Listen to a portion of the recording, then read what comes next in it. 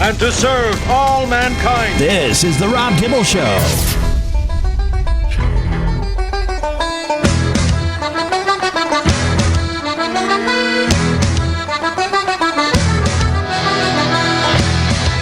I woke up to this song the other day, and my wife's like, I gotta get ready for St. Patrick's Day. Like, this is it?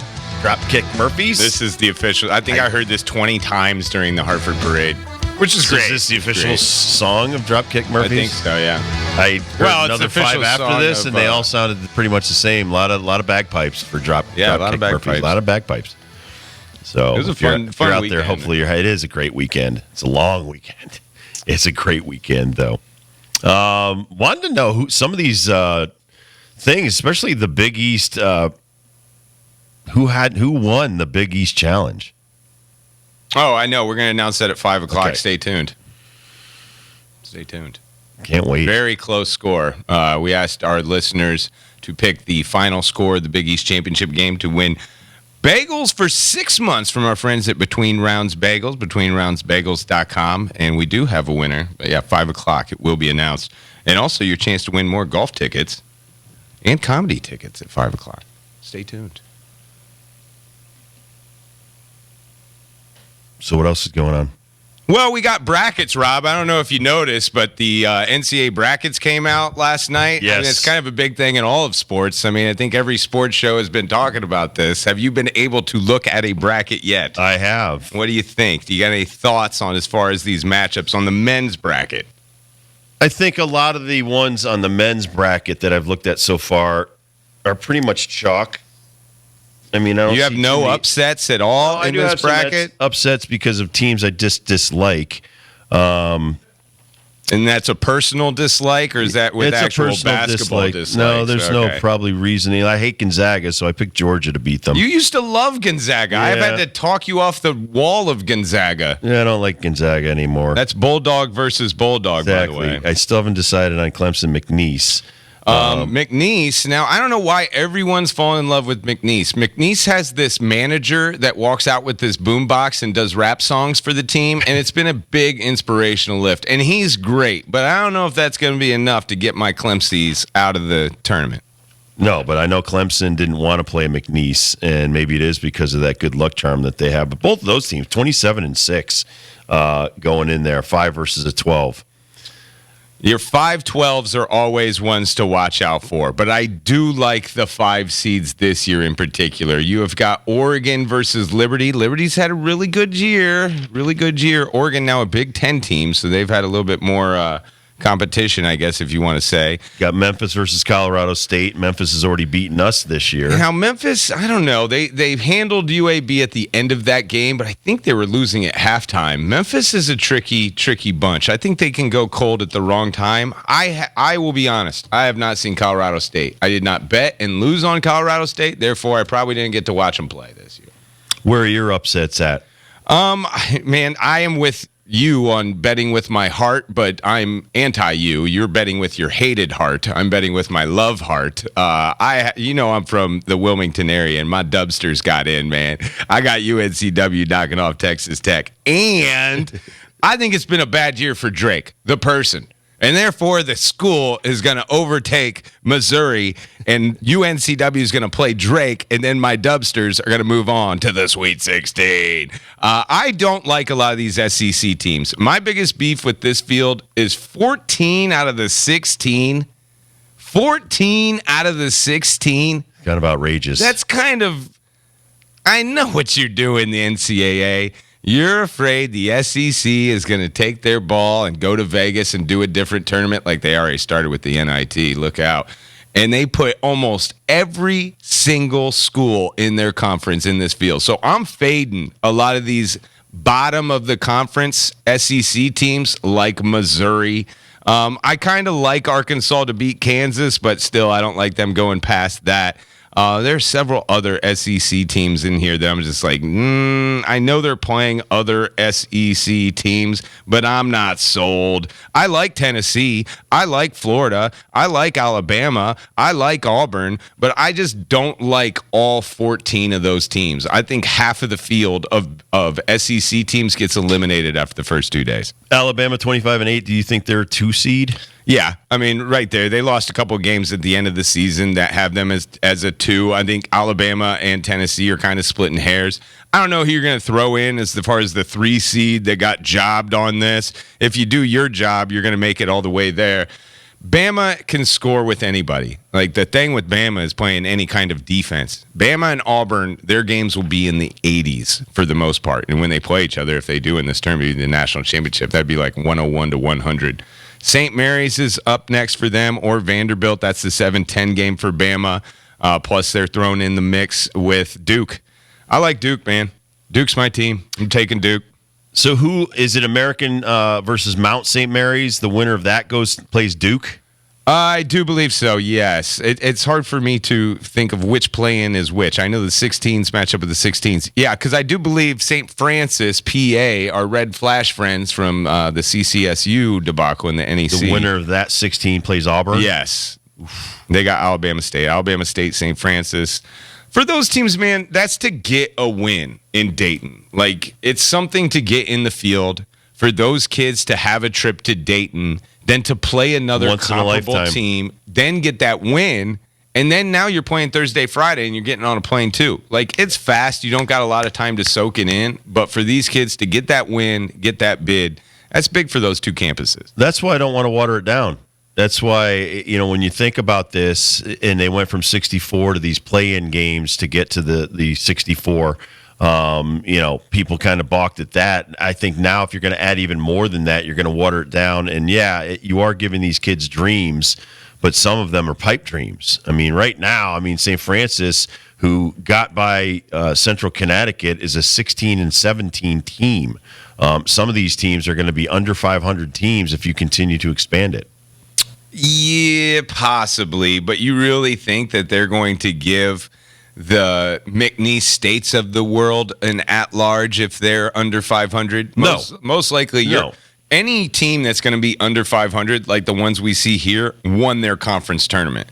Like, even, the South Carolina of the world, if they get in the field of 76, they're still above 500. Like, I don't think it's going to be a record thing. I just think you're going to have so many mediocre teams in the mix with 76, adding those 8 more teams. Well, and that's what I'm saying. And so do you want a mediocre team saying, well, hey, this is your once-in-a-lifetime shot to go up against a Duke or an Auburn and get blown out by 30? I mean, you're not going to be in that game because you shouldn't even have been in their conference. So that's what I'm saying. You're just watering it down. I mean, right now, some of these 16s that have a shot to beat a 1 makes it interesting. Right, and that's still going to stay. Like, they're still going to have it ranked out where you're going to have your lesser-than teams play your top seeds. My thing is North Carolina and Texas should not be in this field. They have not proven it this year. If you've watched them play basketball, they are a less-than bunch in their conference. Texas, so lucky to get in. North Carolina, both of those have huge brands. And I know if you want to get eyeballs on Tuesday, Wednesday, those 2 brands are going to bring it. Yes, the place is always packed. Dayton's always packed. Having Xavier in there, the place is going to be packed. Ohio is going to be totally enthused about Xavier beating Texas. But having the Longhorns, having the Tar Heels as the brand, that just boosts the rate. This year, man, more than ever, the NCAA wants to capitalize on ratings to prove to these conferences, mainly the Big Ten and the SEC, that this is great. This is viable. Everybody's making money. Everybody's happy. And I think that's a lot to do with the Selection Sunday yesterday. Any great Big Ten teams that we see going a long way? Michigan State. I mean, we were talking about this on Friday as far as the Big Ten tournament was concerned.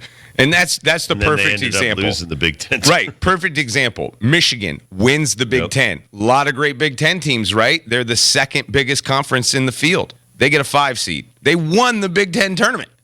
5 seed. Michigan State stubbed their toe. Did not even sniff the championship. 2 seed. There's just things like that. But Coach Izzo's great. I like their road. I think if it's a Michigan State Marquette, I'm kind of nervous about that because I think Shaka Smart's a hell of a tournament coach, and Marquette can find it right now and really be a Cinderella team, I guess if you would want to call it that, coming from the 8-9 or the 7-10. What about slot. Yale winning the Ivy League? Do they have a shot against Ole Miss? Yeah, definitely. Ole Miss is one of those SEC teams that I think of that, yeah, they're good. They're decent. I don't know how good they are, just thrown in the mix of all those 14 teams that made the field. I like Yale's shooting ability. They're one of these teams that can catch fire and end your day. I don't know if they can do it twice in a row. If they get by Ole Miss, they may match up against that Big Ten champion in Michigan. But I like Coach Jones. I like everything that they do as far as the program goes. And they've got some shooters from the outside that can definitely make a difference. How about UConn? If UConn can get by this kid and Oklahoma, they'd probably play Florida. They have a shot getting by Florida. Of course, man. Of course. I don't want to hear it this week. Like, everybody keeps on saying, oh, well, even if they win that, they're going to get smoked by Florida. Good thing you're not coaching.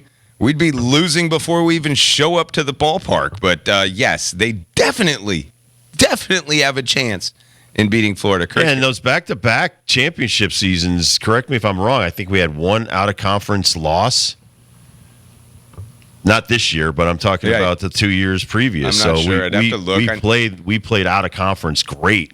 And I know the first year we didn't lose a out-of-conference game, including the NCAA tournament. We smoked everybody. Kurt's got a call. Who you got, Kurt? I got Larry in Broadbrook. Hey, Larry, what's up? Larry. Yes. What's up, Larry? Oh, okay. The question was North Carolina athletic director. He's on the selection committee. Yeah. And North Carolina made it to the selection. He got a $105,000 bonus. Yeah. For the team making the selection. Just think if anybody ever talked about that yet. Yeah, we talked about that last night on the selection show as well. Now, Bubba Cunningham is the name that you're thinking of, and from my understanding, Bubba Cunningham is not in the room, and it cannot be a part of any of that decision when the selection committee is making that decision. However, everyone's human, man, and this guy is one of the players in the ACC. Greg Sankey level. Like, this guy is, I would say, top 25 athletic directors with influence around the country. Listen, I'm with everybody on this side. I used to work for this brand, and North Carolina is huge, and North Carolina not being in the tournament is a huge deal in Chapel Hill. So for Bubba Cunningham to pull these strings, I think probably you're right. I think he did. But that's the NCAA, everyone. When everyone asks, why? Why is North Carolina? Why did Texas get in? There's only one answer. Kurt just pulled out some cash in his. You got cash in your pocket, well, Kurt? And it's also, listen, you've got, like you said, though, they're trying so they don't want the football to leave either and start super conferences. And now you got Belichick is at University of North Carolina. So possibly, oh, my God, he might be in attendance. I mean, all of this stuff is for ratings. And I've talked about this when I worked for Fox National TV. That all they used to talk about was they want the Yankees and Dodgers to play in the World Series. They want the Super Bowl to be coast to coast. They are always worried about ratings. They're worried about their sponsorships. 30-second spots during the NCAAs are worth hundreds of millions of dollars. The new basketball package is multi-billion, not million, $billion. So this is big money. This is beyond. I think just thinking about records and stuff like that. Ben's right. I mean, they're thinking best stories. How can we sell this? How can the announcers sit there before the game and talk about these matchups? Nobody's going to care if it's a school you've never heard of playing in these play-in games. But now that it's between San Diego State and University of North Carolina. So San Diego State has been good the last couple of years. So it's just that's a much better sell when you're trying to sell these endorsers to buy these commercial spots. Well, for the NCAA this time around, in this era, 2025, it's not about money. It's about survival. Survival. Like David Benedict will tell you, and told us like 4 or 5 weeks ago. I've always known this. 95% of the NCAA operating budget for everything they do, from the cross-country national championship to swimming and diving to NCAA basketball, 95% is funded by this tournament. If they lose this tournament and the juice that it has right now, they lose what they have built over the course of 50-plus years in the NCAA. So that's the survival thing that I always look at when it comes to selections. But there are cool things like Arkansas playing St. John's in the second round. That's Calipari versus Patino. Yep. Like, we want that, right? Like, that's pretty cool.